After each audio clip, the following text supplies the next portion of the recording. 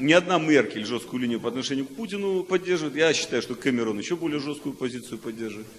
Вот. И в этом отношении, конечно, она не одинока в Европе, там и Польша ее поддерживает и так далее. Вот. Но что помимо атомной бомбы является сильной стороной путинского режима? Мне кажется, я не вижу, чтобы в Европе, поскольку я живу в Европе и наблюдаю, что происходит, я могу сказать, что я не вижу, чтобы в Европе испытывали какой-то страх по отношению к Путину. Вот паралича воли нету, это точно. Но вот есть то, что я здесь увидел, и то, что я вижу уже много месяцев, если не лет, это некое легкомысленное отношение к Путину. Легкомыслие и недооценка опасности. Это в какой-то степени напоминает, конечно, отношение к Гитлеру, так сказать, в начале 30-х и даже в 1938 году, когда Мюнхенский договор подписывали. Но, тем не менее, вот, мне кажется, причины этого легковесного отношения, они оригинальные.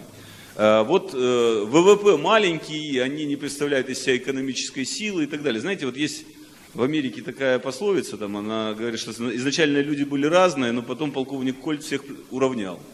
Вот после того, как у России появилось ядерное оружие, она равна вне зависимости от размера ВВП. Вот. И поэтому Путин это, кстати, очень хорошо понимает. Вот те страны, которые не обладают ядерным оружием, они почему-то этого не хотят понять. Например, Германия. При всем при том, что, так сказать, война, как всякая любая другая война, она имеет колоссальные издержки, чудовищные, так сказать, издержки. Тем не менее, я, откровенно говоря, не видел альтернативы этому. Я еще раз говорю, израильтяне легко поймут эту логику, они уже на протяжении нескольких десятилетий понимают, что вот с такого рода экстремизмом невозможно бороться путем переговоров. Потому что любая попытка начать переговоры, любое, так сказать, настроение вести переговоры воспринимается противной стороной как проявление слабости. А раз это проявление слабости, значит можно еще чего-то получить. И когда ты им это чего-то даешь, они еще больше убеждаются в том, что ты слаб, и еще чего-то просят, так до бесконечности. Вот. Поэтому, а язык силы они очень хорошо понимают. И даже не обижаются. Они сразу все хорошо понимают. Вот. Потому что это тот язык, который им понятен, который они между собой также общаются. И если ты ведешь адекватно их системе ценностей себя, они сразу начинают тебя уважать. Я-то, наоборот, всегда сторонник был того, чтобы признать всех сепаратистов суверенными государствами, пожать руки и разойтись. В России? В любом случае. В любом. Неважно, Россия, банановая республика какая-то, Уругвай, Судан. Если люди хотят отделиться и построить свое собственное государство, перыш, флаг вам в руки, вперед строить. Если в свое время отпустили бы Дудаева, разве вот этого было бы плохо? Тем же самым русским. Сколько денег сэкономить, сколько людей бы сохранить. Я убежден в том, что внутри, допустим, арабского или внутри чеченского этноса какие-то противоборствующие, там, допустим, бизнес-группировки или там, политические группировки никогда не позволяют себе переговоров. Понимаете? Вот, понимаете, да? Вот в рамках того, так сказать, морального кодекса, в котором они живут, любая попытка вести переговоры – четкое проявление слабости. Вот. Поэтому я, откровенно говоря, этой альтернативы не видел какому-то, так сказать, силовому решению чеченской проблемы.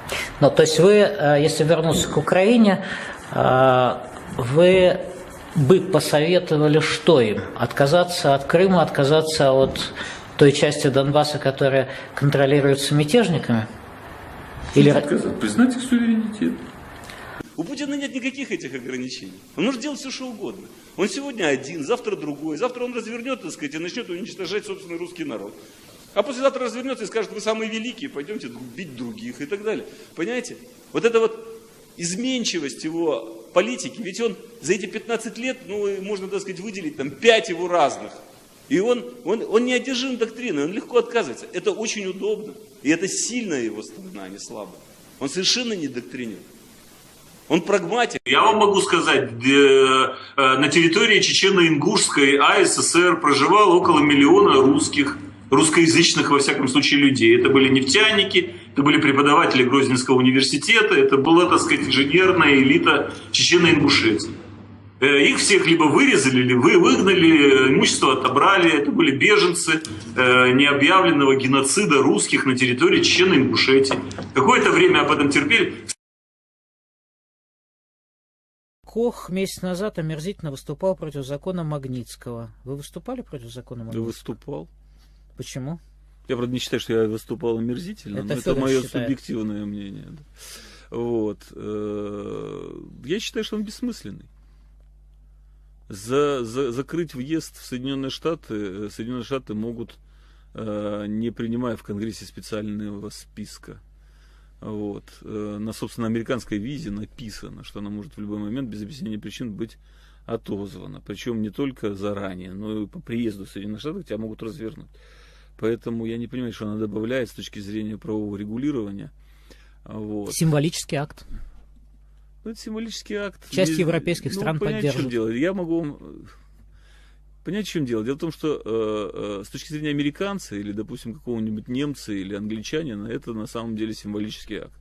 Но теперь поставьте себя на место российского оппозиционера, который активно, допустим, борется с режимом Путина. Да?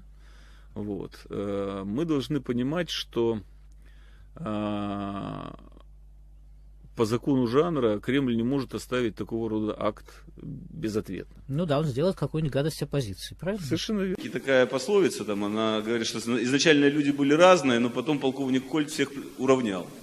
Так вот после того, как у России появилось ядерное оружие, она равна вне зависимости от размера ВВП. Вот. И поэтому Путин это, кстати, очень хорошо понимает. Вот те страны, которые не обладают ядерным оружием, они почему-то этого не хотят понять. Например, Германия.